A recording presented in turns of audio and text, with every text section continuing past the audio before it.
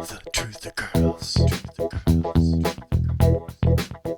Hi everyone, it's Sonia here. I'm living in a coronavirus hot zone, and I really want to talk to you a little bit about what's actually happening up here. Before I start, I just want to remind you, please like me on Facebook, and please sub to my backup channel, Truth Girls TV. Thank you for your support on Patreon. Still have available also the ClO2 pouches, which release a little bit of gas in the air that eliminates odors by removing viruses, bacteria, fungus, and mold.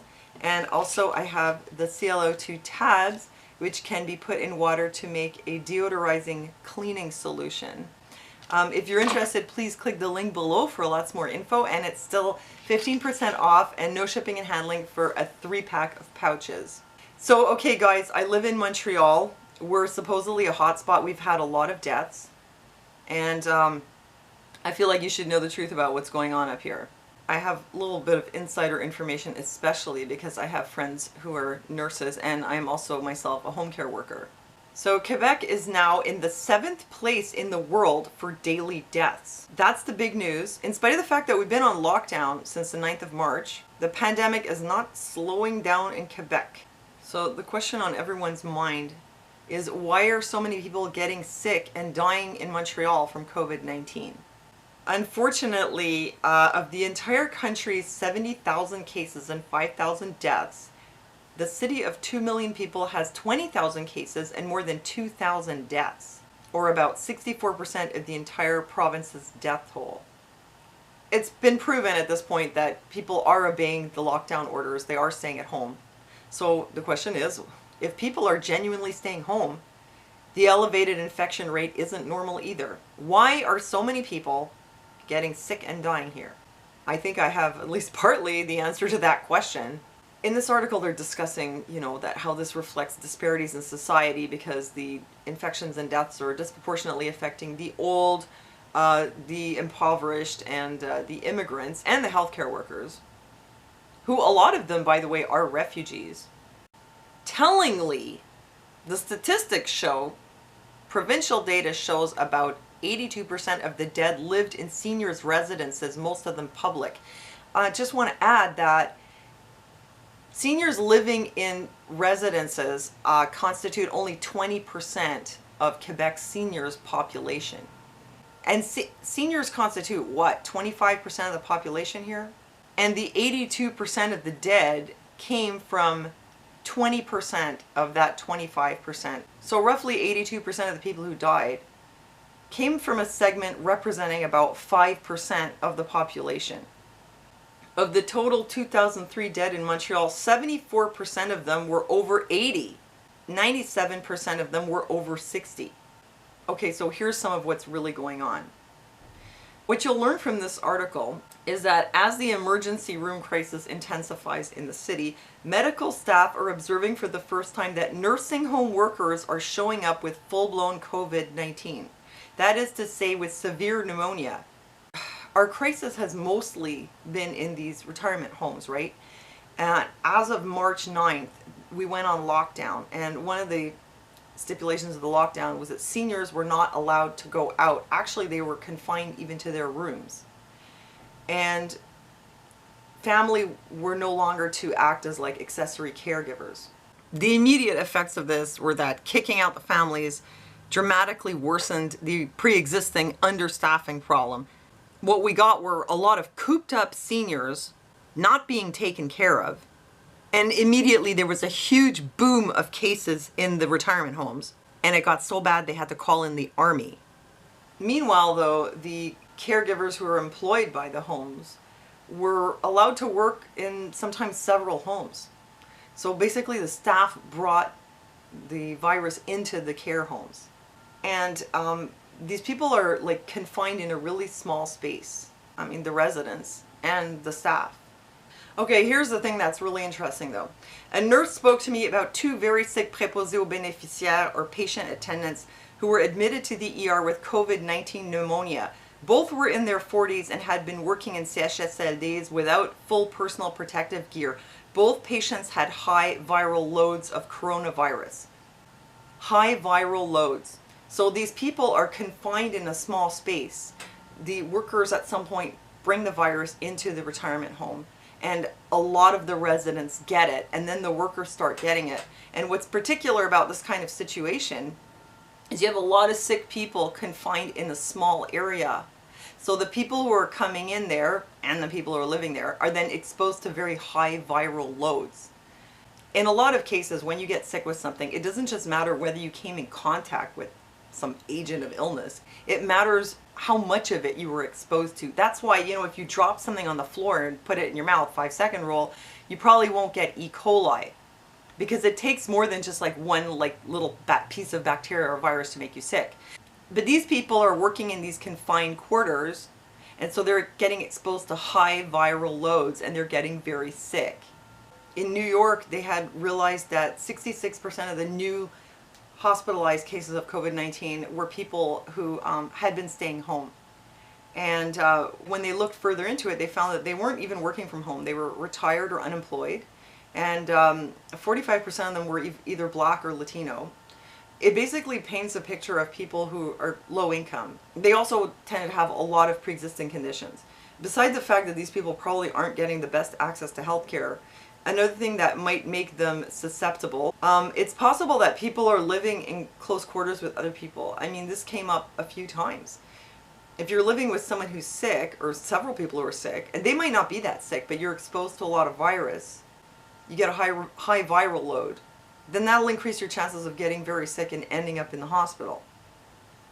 Look at this, what happened in Quebec, which really shows how the amount of viral load you get might seriously play a big part in how sick you get.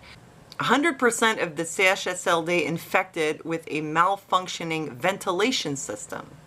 At CHSLD Vigi Mount Royal, 148 employees and reinforcements caught COVID despite wearing appropriate protective equipment. The contamination is complete. So 100% of the people were infected, and out of the 226 seniors who were positive, 70 died at the CHSLD, and 32 were brought to a hospital where probably many of them also died. On top of that, 148 employees were infected. So what happened was they investigated and they discovered that the ventilation system was defective and RNA viral particles were present in the air. And this is why the staff was able to get sick in spite of wearing all the appropriate PPE. You see, it floats around in the air. It can go right through those paper masks. I would guess that if you're living in an apartment building, you're going to be getting all that viral RNA that's floating around on the air you're sharing with your neighbors or your family. Some studies had found RNA from the virus in the air, not in the ventilation conduits, but in the patient's rooms. They say, we don't know if these pieces of RNA, pieces of the virus, mean that the virus is living and capable of infecting. Well, it sure looks that way. They say, we know that the virus goes around mainly in large respiratory droplets that have a tendency to fall down on the floor pretty quickly. But it's also possible it can get around in smaller droplets that can stay suspended in the air for some time. Well, you know, they're scientists, so they won't say, yes, 100%, we have the proof, until they've done some extensive studies. But in a place like this, defective ventilation system and 100% of the occupants are infected, I would guess it had something to do with it. So now the syndicate of nurses is demanding an injunction to test the quality of the air in other CHSLDs. And by the way, the people in this hot zone in Montreal North, all these refugees who are working in these places, yeah, they're working under those conditions. Tons of virus in the air and nothing but a paper mask between them and the virus. So on top of that, there's another problem, which is that they're not testing healthcare staff. I mean, they keep saying how many tests they've done here in Quebec, but the fact is they're still only testing people who have certain symptomatic criteria and contact criteria. As in, you have to be sick and have had contact with a case or have traveled. Now, they've changed it so that if you have the symptoms, you can get tested even if you haven't traveled or had contact with a case. But you still can't get tested if you're asymptomatic, even if you've been in contact with a case, even if you're a healthcare worker who has been working in close quarters with a large number of people infected with COVID-19. This nurse here who worked with COVID-19 patients had to lie to get herself tested. She had been working in a CHSLD, actually one where they had a lot of COVID. She was really shocked by what happened at that particular residence, and so she stopped working as a nurse but continued visiting the home as a companion. Then the West Island Regional Health Authority barred her from visiting the remaining residents, so she resigned and was poised to start a new nursing job at a care home in Lachine. But what happened was she wanted to get tested because she had just been working in a hotspot for COVID, and now she's supposed to be going to work with other seniors. She wanted to get tested. She called the line and they wouldn't test her because she didn't have symptoms. So what she did was she lied. And that got her a test, and the test turned out to be positive. I'll tell you, this is still happening today. With all this lockdown stuff that we're doing, they're still not taking what seem like the most logical precautions within the healthcare sector, especially dealing with the seniors. My friend Lara, who works at the COVID hospital, had been working on the COVID floor. And after 2 weeks, they reassigned her to the clean geriatric unit. But guess what? They refused to test her before sending her over there. So this is what's happening. They're sending staff to go to work in COVID places, and then they're reassigning them to clean places without testing them. According to this leaked document, it's actually government policy to send people to work in a COVID unit and then send them to work in a green zone without testing or quarantine, including they could send them to work in a neonatal intensive care unit. Those masks that they're wearing, by the way, here is the package of the paper masks that the nurses are wearing up here, and it clearly says that the product is not designed to protect the wearer from viruses. It's like a splash guard. It was also previously reported that they had sent reinforcements into the CHSLDs, and it turned out that those people were positive and brought the virus in. Now, why aren't they testing people before sending them in to work with seniors? See, as long as they're not doing that, nothing makes any sense. And it's not just the people working in hospitals and in the CHSLDs. It's home care workers too. Home care worker with COVID-19 says more will get infected unless people are better protected. What happened here was a home care worker found out that one of her clients had died of COVID, and she was supposed to go and work with other people who didn't have COVID, and her boss was telling her, no, you don't need to get tested, you've had a mask and gloves, I'm sure you're fine. Well, what ended up happening was she did get tested and she did have it, and she's been really sick. So had I not been tested, I would have been out all last week infecting other clients. Yeah, I actually work also as a home care worker, but I don't work with an agency. I just have one private client, and they didn't give us really any gear, really anything. Actually, about a month into the lockdown, on the 7th of April, they started giving me this once a week. Once a week, they give me these paper masks. But seriously, for the whole first month, every time I went into a store, I had nothing. I had to make myself a mask out of a dollar store bag. And so, you know, a month in, they give me this. Yeah, my client is fine and we're all fine, but there are people out there who are working with like really fragile seniors who have maybe several clients. Yeah, and that's what they're giving to people who are working with maybe 2 or 3 or 4 home care clients. I mean, it's not much. And of course, I can't get tested because I don't have any symptoms. Although I did have a cough back in March. Yeah, I had a cough and a little bit of chest pain even. And I thought that it was an allergy or it was from sanding floors. I had that for like about 3 weeks, a little bit of a cough and a little bit of a pain here, no fever. I couldn't have gotten tested even if I wanted to, even as somebody working in the healthcare industry. Basically, I'm a healthcare worker, yeah. And I couldn't have gotten tested because I hadn't traveled or been in contact with a known case. Oh, I just want to show you a couple more things.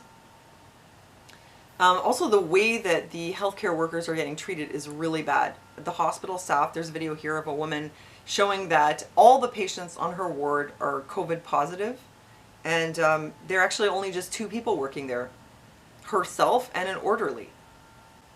And the danger pay is like a joke. Somebody posted pictures of their pay stub, and they got $14.74 for danger pay, and then $4 deductions. So people are coming home with like $10 or $20 a week for danger pay, for being in a ward with like high viral exposure. And what kind of, prophylactic equipment are they getting? According to Lara, who worked in the COVID ward, they get one of these, a paper mask. And I mean, I've heard, from scientific studies, these are only good for 20 minutes. Whoops. But Lara gets one of these for 4 hours. And the only thing between her and the patients is this little piece of paper and a plastic shield in front of her face. I don't think the virus really minds the shield. I'm pretty sure it can go underneath, and we all know it can get through. Lara's fine right now, but I mean, you have somebody working on a COVID ward with a piece of paper and a shield, and then you send them to work in the clean geriatric ward without testing them? And then you wonder why we have so many deaths up here? Yeah, it's completely crazy. And the workers can't really do anything. They can't complain to their unions because they're not, the unions can't do anything about this, and the nurses are not allowed to go to the media directly. So now they're all posting pictures of themselves with the X's over their faces because they've basically been muzzled. Anyhow, that is probably why we have so many deaths. That's why I get so annoyed with this whole lockdown thing. It's not that I'm not observing it. I'm still doing it. I'm not breaking the law. And I do put the mask on when I go in a store. Because not that it's going to protect me, but it is going to make other people feel more comfortable. And it's just that it does reduce how much aerosol comes out of your own mouth. It's not going to stop stuff from getting through, but it'll block how far the aerosol spreads. That much is proven. So anyway, I do it when I go in a store.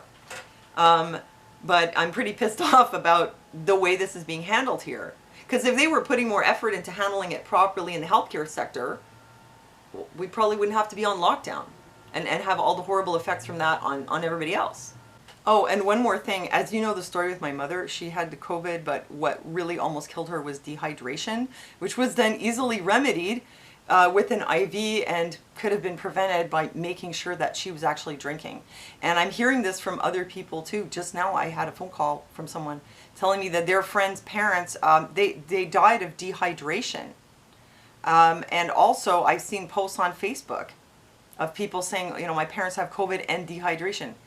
And also the nurses who are working in the hospital telling me that the patients are dehydrated. So I think dehydration is playing a really big part. That's what I'm hearing from all sides. And that's probably also really contributing to the deaths. And it's something that could be so easily prevented. I don't know about you, but it's enough to make me wonder. What are they trying to do? Get rid of the seniors on purpose? The level of negligence is so high. I find it hard to believe at this point that they can't do better and that they don't know how to do better. So that's it. That's the reality of what's happening up here. That's why we have so many deaths and cases. And that's the reality of what's going on with our healthcare workers here. Their working conditions are atrocious and they're not being protected. And they're not even being compensated properly. And they're pretty much just being told to shut up about it. So let me know what you think, and don't forget to check out the link for the pouches. I always have to smell them, and the tabs. Thanks for joining me in the chat. Thank you for your support on Patreon again. And God bless you guys. Thanks for listening to me, and I'll see you next time.